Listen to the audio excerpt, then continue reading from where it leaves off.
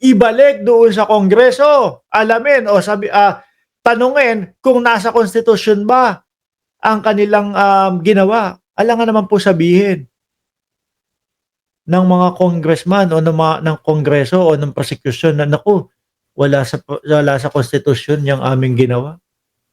Di ba? At yan ho, ipinaliwanag po ng Kongreso. Lahat po, inisa-isa nila kung paano nila sinunod yung konstitusyon ng Pilipinas. Sabi ni Ma'am Aba, let's create a petition din. The Senate sets, we will be ready. But of course, the sooner the trial begins, the better for the country. Kaya inaasahan namin na agad-agad magkakaroon na ng trial pagbukas ng 20th. Wala na ho. Kapag kayaan, hindi natuloy. Pagkahuyan, mga bossing, sila ang nanaig na wala nang mangyaring impeachment. Wala na ho. Wala nang saysay yung konstitusyon ng Pilipinas. Wala nang saysay yung mga nakasulat doon. Bakit ho? Magkakanya-kanya na lang interpretasyon yan. Kung kanino gustong ipanig yung interpretasyon ng konstitusyon ng Pilipinas, doon na lang po yan. Kawawa po yung mamamayang Pilipino na maliliit po. Walang laban. Yun po yan, mga bossing. At nako, dadami na din po ang magnanakaw sa gobyerno, mga bossing. Bakit? Naku, wag ka mag-alala. No? Kaibigan ko yung nandoon sa Senado. Kahit ba nakasulat dyan, shall forthwith, pag may 1/3 na, shall forthwith, mag-trial na, kapag alala, kayang-kaya nilang hindi sundin yung nakasulat doon sa konstitusyon. Di ba, Ma'am Dali?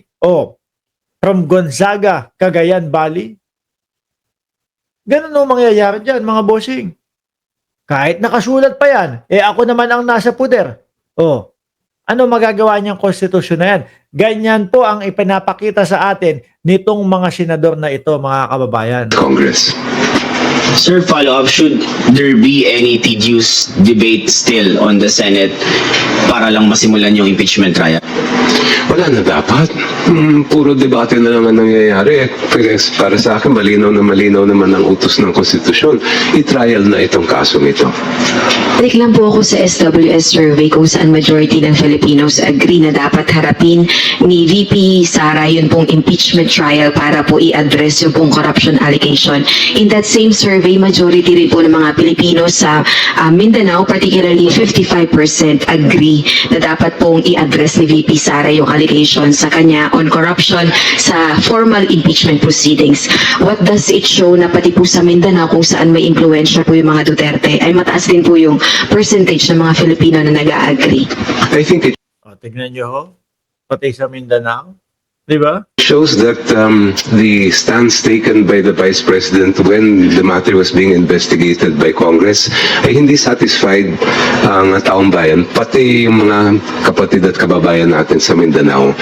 And I think it's about time that there be more transparency. Kasi ang pinag-usapan naman natin dito, hindi pera ng isang tao lang, pera ng buong bansa yan.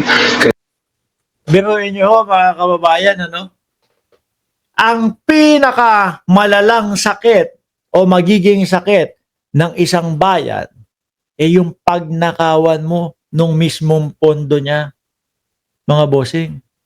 Yun po ang pinakamalala. No? Let's say sabihin mo may mga adik, may mga adik, 'di ba? Yung bayan. Oo, problema ng bayan 'yon. Pero ito, yung kapag ka mismong yung mga matataas na mga pinuno mo na, yung nagnanakaw sa dapat na pondo ng bayan ninyo upang itaguyod, upang makatulong yung pera na yon sa pagpapaunlad ng bayan, ibinubulsa, lalo pong nalulugmok ang bayan. Lalo pong nalulugmok ang isang bansa. At ito po, gustong magkaroon ng linaw ng mamamayang Pilipino. No? Kung meron bang mga magnanakaw sa ating bansa, tagtaas ng kamay si Rodrigo Duterte. Sakto. Uy, ikaw talaga, Rodrigo Duterte. Shout out sa iyo, ha? Bigla kang nagtaas. Sabi ko, sakto-sakto. Gustong alamin ng mamamayang Pilipino kung may magnanakaw sa gobyerno. Biglang taas naman si Rodrigo Duterte. Ayan no, mga kababayan, ng kamay sakto. Di ho.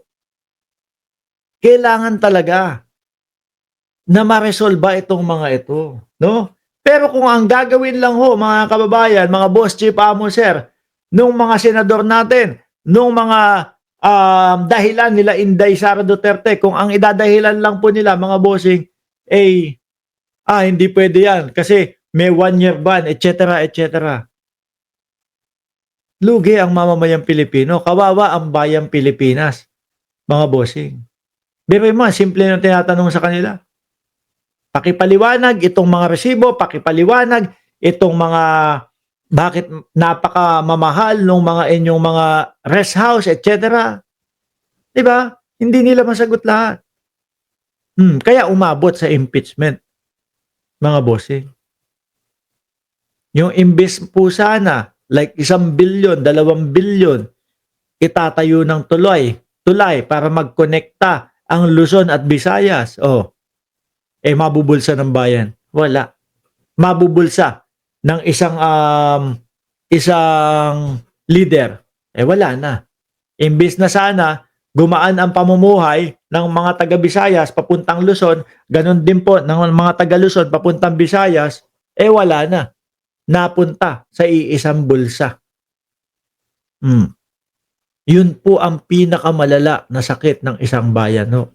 Ang madaming korupsyon o ang merong korupsyon. Tapos parang ang nakikita ho natin dito sa mga senador natin, puro teknikalidad na lang po ang iniisip. Ano po? Puro teknikalidad na lang po. Hindi pwede yung ganito, ganyan. Sino po ang kawawa? Bayang Pilipinas. Malulugmok na lang po sa kahirapan. Dahil na din po sa mga ito. Siyempre, lalakas lalo ang loob ng mga magnanakaw. Lalo na kung may mga kaibigan silang matataas ang poder. Di ho ba? Anyway, tapos ni Chel, joke no, saan ba tayo? Linlista ko kasi lahat ng topic natin. Nako, eto na. Saan na ba to? Sa bungero na to Congressman Benny Abante, mga kababayan. Gusto din Sir, your colleagues. No? Galit yung mga DDS dito, mga bossing. Bakit no? Kasi nakabalik No? Nakabalik malas lang nung kalaban. May butas pa.